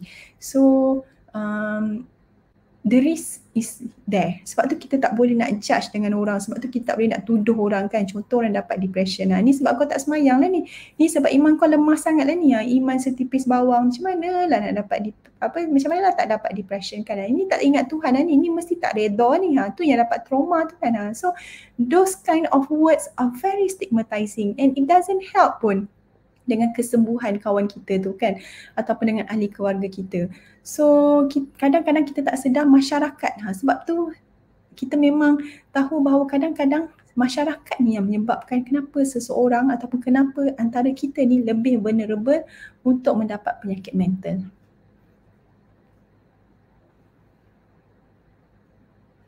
Okey, so apakah yang boleh dilakukan? So macam saya cakap tadi, pergi rawatan, pergi terapi kan, itu yang pertama.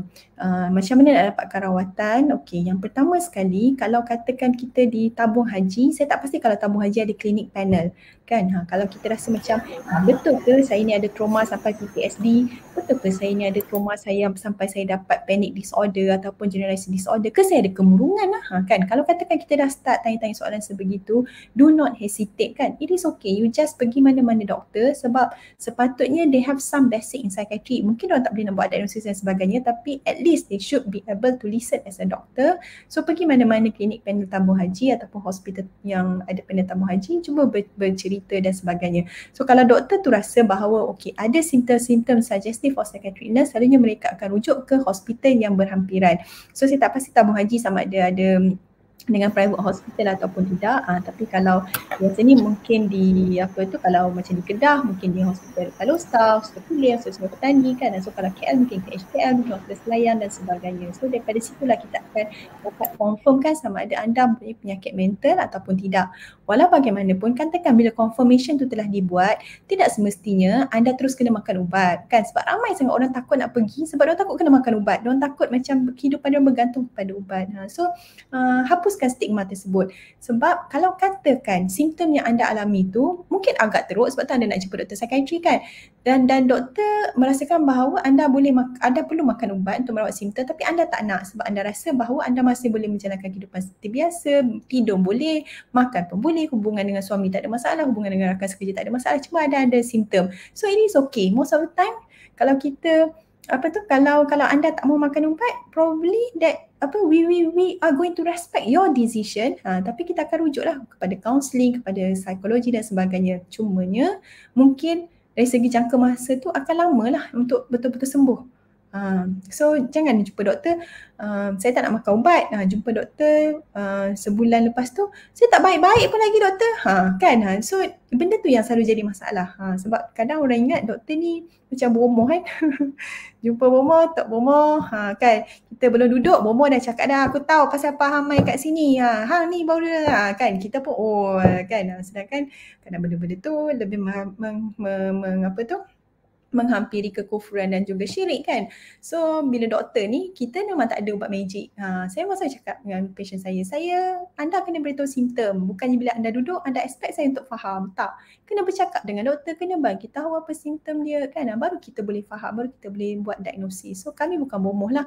Dan ubat pun dia bukan magic pill. Dia bukannya air tawar yang tak tahulah, yang kadang mungkin ustaz betul lah ya. I'm not talking about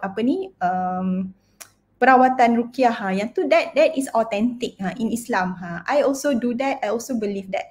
Cumanya yang kita rasa yang masyarakat kita yang malangnya tahun 2021 ni pun masih ada lagi buat kan. So kadang dia kata lepas minum air tawar semua dah sihat, tapi sakit jumpa lagi doktor kan. So it's very distorted punya pemikiran kan. So reflect balik, muhasabah balik. Yang kedua ialah peranan ahli keluarga, rakan-rakan dan masyarakat. So saya rasa tadi saya pun ada jawab kan. Elakkan memberi kata-kata yang berbentuk stigma ataupun judgemental kan. Kalau kita macam kita tak tahu, atau sebab ada setengah orang memang dia cakap dengan saya, doktor, ni selalunya suami lah yang isteri datang kan. Suami selalu memang bila datang suami isteri tu dia cuba nak bagi support, tapi dia kata setiap kali saya pujuk isteri saya marah balik, kata saya tak faham apa perkataan yang saya patut sebut dan sebagainya kan. It is okay kan. You just pastikan perkataan tu tidak judgemental kan. Kadang bila isteri kata, bang saya rasa sedih lah bang, saya ingat lagi anak saya meninggal kan, contoh kan.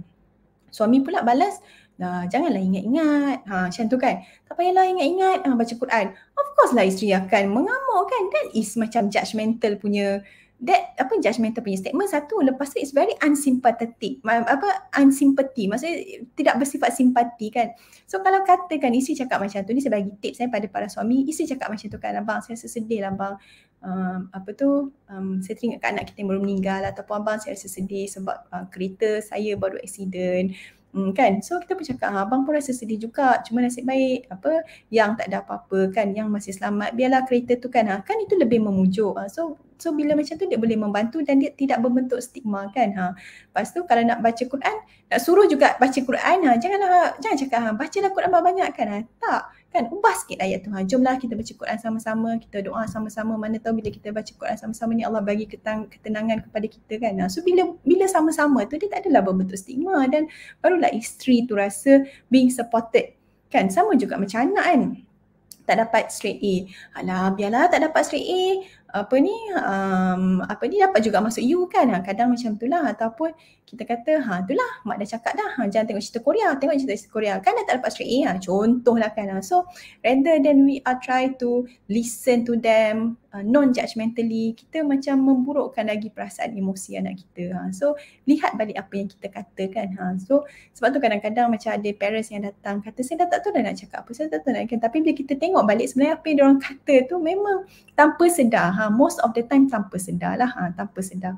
Macam baru-baru ni saya ada pesakit yang dia ada kemurungan. Tapi mak dia bagi tahu, mak dia cakap dengan dia mengada-ngada kan. Mengada-ngada je. Cuba solat. So end up anak dia tak solat. Kan sebab anak dia rasa macam mak tak faham, mak tak cuba nak faham saya. So yelah remaja kan. Dia bertindak dengan tak solat sebab dia marah dengan mak dia. Kan lagi buruk keadaan tu. Kan? So kalaulah memang anak dia bagi tahu mak dia memang ada kemurungan, tak apa, cakap dengan dia kan, apa maksud kemurungan tu? Awak rasa macam mana sekarang ni? Apa yang mak boleh bantu? Kan? Nak baca Quran sama-sama ke? Nak jumpa ustaz ke? Kalau kata tak nak sangat jumpa doktor kan?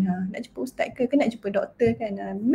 Create the discussion kan. Contoh macam bos-bos kat tabung haji kan, bila anak buah yang kata saya takutlah bos saya memang tak boleh present depan orang ramai kan. So cuba dengar dulu, betul ke dia tak boleh present ke dia memang terlupa nak present, so terlupa nak buat, so dia bagi alasan macam tu kan. So yes, kita kena dengar dan kita teliti, dan kalau benda tu memang berulang-ulang dan kita kena buat penilaian yang sebaiknya lah kan. Sebab kadang-kadang ramai je yang trauma tu berasal daripada tempat kerja.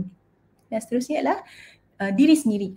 Apa-apa pun memang diri sendiri. Kalau dengar ceramah saya hari-hari ke, jumpa saya hari-hari ke, makan ubat hari-hari ke, tapi kita diri sendiri ni kita tak cuba untuk bangkit daripada kita punya trauma, untuk bangkit daripada ujian, dan memang susahlah untuk kita nak sembuh sepenuhnya.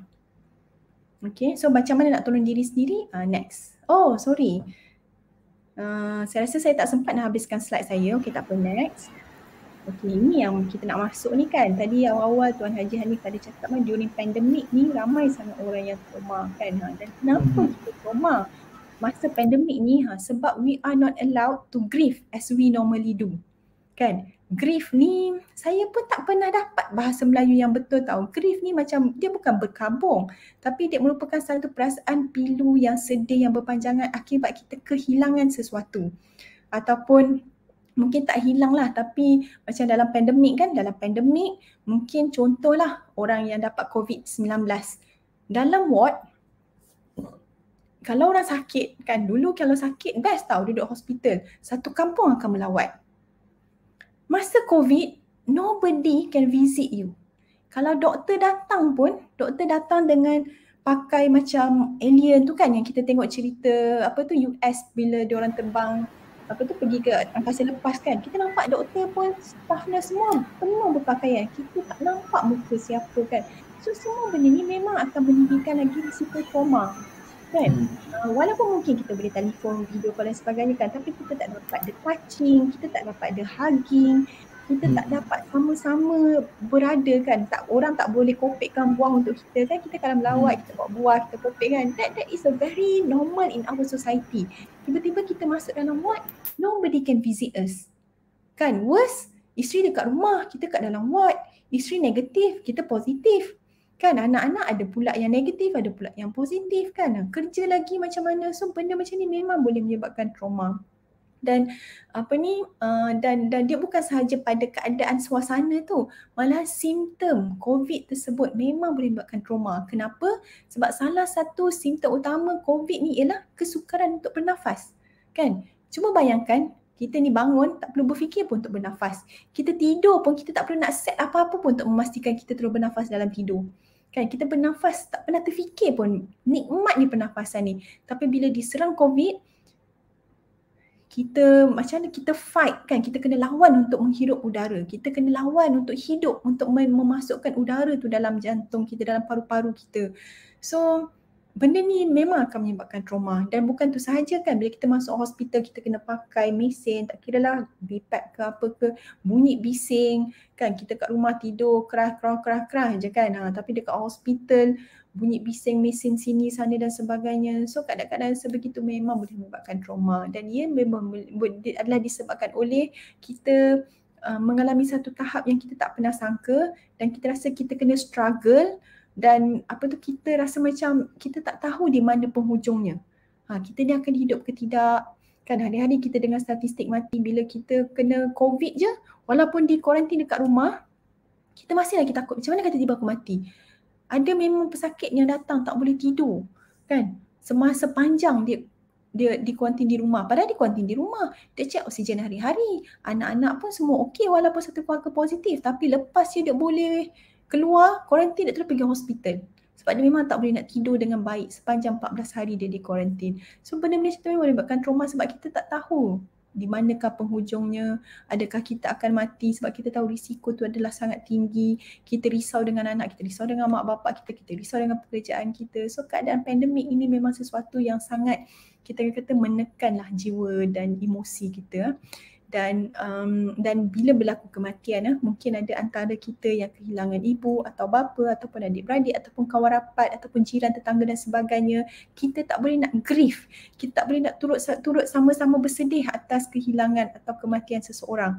Kan kita tak boleh nak kumpul baca Yasin ramai-ramai, kita tak boleh nak angkat usung mayat, kita tak boleh nak tengok wajah mayat pada kali terakhir, kita tak boleh nak cium dia dan sebagainya kan. So benda-benda macam ni memang menghalang kita daripada turut sama-sama berkongsi kesedihan, dan ia adalah di luar kebiasaan kita. So perkara ini boleh menyebabkan trauma. Saya rasa kita pun sudah pukul 4 dah, Tuan Haji. Okay doktor, mungkin kalau tengok pada perkongsian yang doktor telah berikan pada petang ini, dia cukup meluas berkaitan dengan trauma tu doktor ya. Dan satu trauma ni benda yang berlaku ada pada pemikiran kita. Cuma dia mungkin ada tahap-tahap yang ada kemungkinan kalau dia terkesan dalam pemikiran kita, dia akan mengganggu fungsi kehidupan kita kan. Dan doktor juga telah berkongsi kepada kita tadi tips-tips bagaimana untuk kita berhadapan dengan event-event benda yang memberi traumatik kepada diri kita. Mungkin doktor rumusan akhir sebelum kita menutup sesi pada petang ini. Okey. Saya rasa saya akan nak tekankan cara bagaimana kita nak tolong diri kita. Pertama sekali, sentiasa acknowledge. Kan, maksudnya kalau kita rasa kita, contohlah kan, kalau kita rasa kita pernah dibuli, kita pernah di physically abuse ataupun di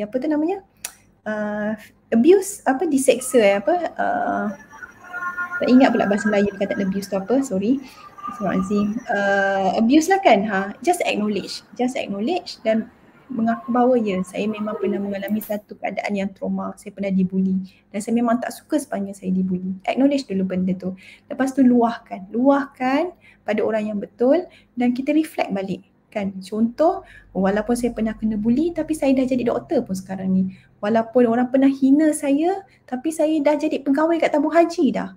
Walaupun mak dengan ayah saya pernah ignore saya ke apa ke, saya dah jadi orang-orang terhebat, orang ternama dan saya dah boleh tunaikan haji dah sebagai contoh kan. So try to berkawan dengan masa silam kita dan cuba mengelak ataupun identify perkara-perkara yang kita berfikir secara negatif. Contoh, saya ni memang tak guna, kehidupan saya ni tak ada masa depan, there's nothing is going to work for me, saya ni sudah tidak ada nilai diri kan. Kalau ada, it's okay, just senaraikan semua perkara tu tapi challenge balik kan, betul ke saya tak ada nilai diri?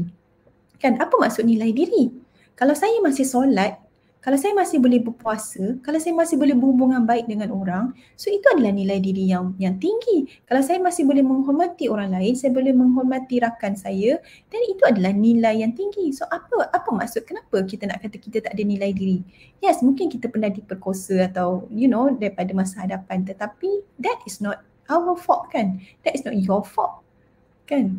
So dapatkan the new perspective. So benda-benda macam ni dia boleh membantu kita untuk berhadapan dengan trauma dan memujuk diri kita supaya kita tak develop simptom-simptom macam anxiety ataupun kemurungan dan sebagainya. Dan jaga diri kita sebagaimana kita jaga orang yang kita sayang, kan. Contoh, kalau macam kita gagal, kan, katakan kawan kita gagal, selalu kita akan cakap it's okay, kau dah cuba yang terbaik, kan. Kau dah cuba yang terbaik, apa-apa pun Allah mesti bagi pahala. Kau dah cuba yang terbaik. Mungkin hari ni gagal, besok akan berjaya, contohlah, kan.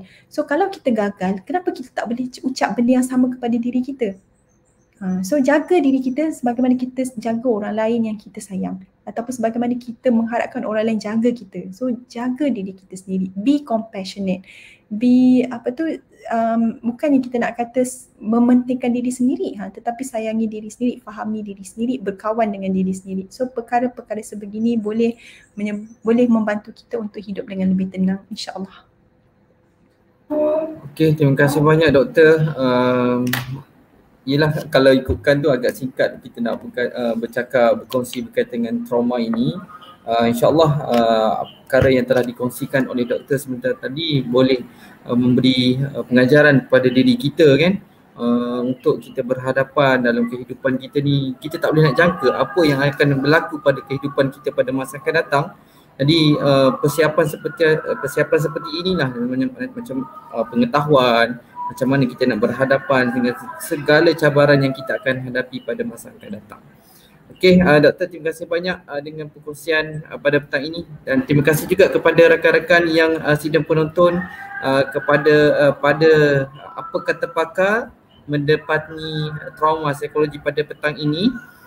Suka untuk saya promotekan doktor, insyaAllah sepanjang Saki-Paki sambutan bulan kaunseling pada tahun ini, kita masih ada lagi beberapa siri ceramah, dan juga untuk saya sharekan kepada tuan-puan yang mana masih belum menyertai sesi kuis terkumpul, boleh sama-sama lihat, dan insyaAllah selepas ini saya akan sharekan kepada tuan-puan tajuk soalan pada hari ini. Okey, so saya paparkan pada tuan-puan soalan pada hari ini. Soalan ke-7 bagi kuis terkumpul sempena bulan kaunseling TH 2021. Soalan seperti ditayangkan. Berikut merupakan langkah-langkah yang boleh diambil untuk menangani masalah kesihatan mental, kecuali